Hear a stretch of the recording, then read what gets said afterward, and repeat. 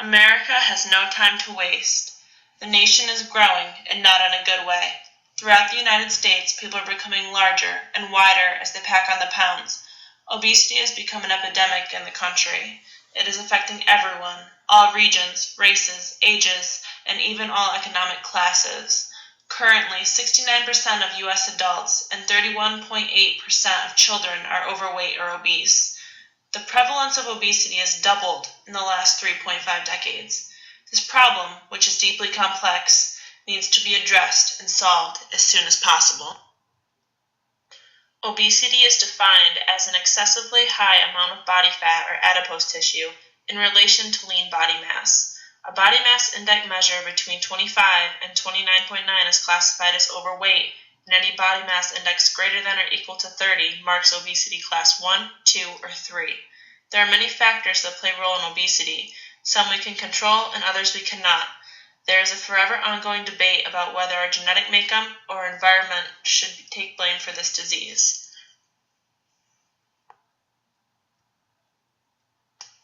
After years of research and countless studies, the only conclusion to be drawn is that both nature, genetics, and nurture, environment, play a significant part in the development of obesity.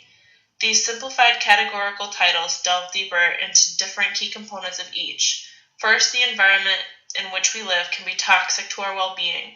The availability of low-nutrient, calorie-dense foods has drastically increased in recent years.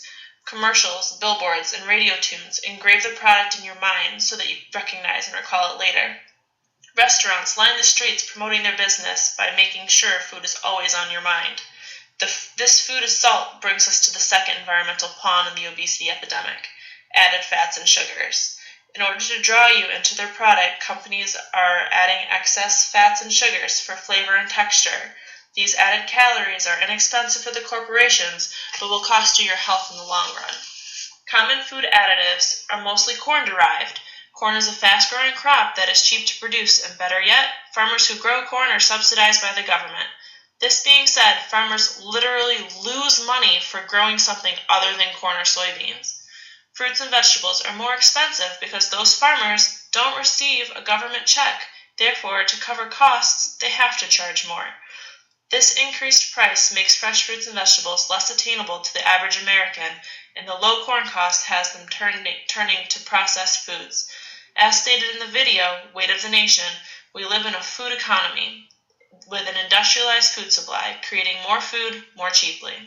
The food supply is not the only environmental characteristic contributing to the overall problem. The American lifestyle has drastically changed in general. Majority of U.S. citizens are living sedentary lifestyles today. Less than 5% of Americans meet the daily physical activity recommendations. This is largely due to the shift in transportation methods and increase in sedentary jobs. More Americans drive or take public transportation from place to place than ever before. Once at work, they sit behind a desk for hours on end. Also, screen time has exponentially increased. According to Weight of the Nation, on average, children spend 7.5 hours on media a day. The decrease in physical activity and increase in screen time has led to an overall decrease in calorie expenditure, in turn increasing weight gain. Environment is not alone in the cause of obesity. Genetics play a large role as well. As stated in the presentation, genetics account for 60 to 70% of obesity. A child born to two obese parents has an 80% chance of becoming obese as well. This genetic correlation has been tested in varying environments.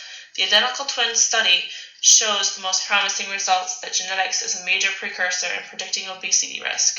Identical twins who grew up in different environmental conditions still present with comparable body compositions. This supports the theory that genetics helps drive obesity. Individual DNA mutations also play a role. The thrifty gene is another instance where genetic correlation to weight gain is seen. In the times of feast and famine, our bodies needed as many calories as quickly as possible, so we craved fatty and sugary foods. These calories were stored as fat for later use during a time of little food availability.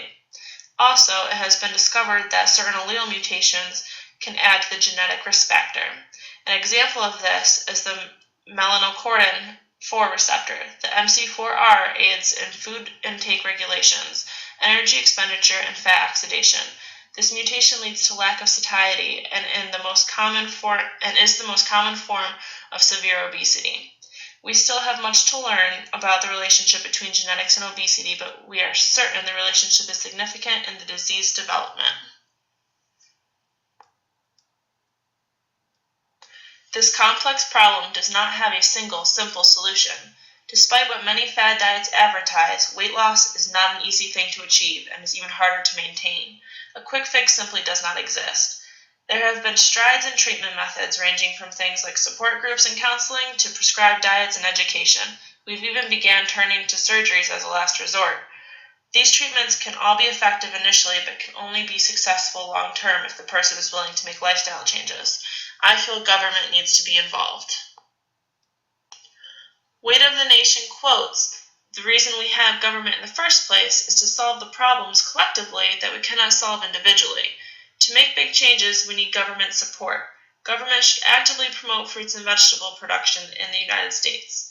We are told to follow the balanced diet pictured on Choose My Plate, while at the same time corn and soybeans continue to be subsidized. The government is currently promoting a solution while fueling the problem. Subsidies should switch from corn to carrots and soy to celery. Fruits and vegetables need to be our main focus at this point. Once the access to fruits and vegetables is available, the most important role the government can play is providing the means for adequate education. Funding should be increased to schools for health and nutrition education classes starting early on in school years, helping children to make good choices and forming lifelong habits. Focus on programs such as WIC and other parent education programs would benefit families as a whole. This will provide parents with the knowledge to start their children on the path to a healthy life from the beginning. In order to combat the obesity threat, just like any other threat to the nation, we need to have the government's undivided attention, helping to arm Americans with the tools, knowledge, and accessibility to improve the health of the United States as a whole. Outside of government, companies and insurance agencies have already begun to give incentive for employees or participants to improve their health. These decreased insurance rates and company bonuses are proving effective. People are more willing to put effort into making change when they benefit from it on more than a healthful level. Money dictates a lot of what we do, and if that is what it takes to address the obesity of the nation, then we should promote it. The U.S. pays over $150 billion in direct costs and $139 billion in indirect costs on obesity each year. Half of this is paid through Medicaid and Medicare. Paying citizens to better their health sounds like we would be spending money that we don't have, but the overall savings from decreased healthcare bills would save money long term. Obesity is a growing problem that needs to be solved today, not tomorrow. It's no wonder America is becoming fatter by the day when availability, food additives, and sedentary lifestyle all come together and vastly contribute to the rise of obesity, along with genetics. Though we cannot change our genetics, we can alter our environment. Haste makes waste. We need to come together in a collaborative effort and act to end the obesity epidemic today to better the health of tomorrow.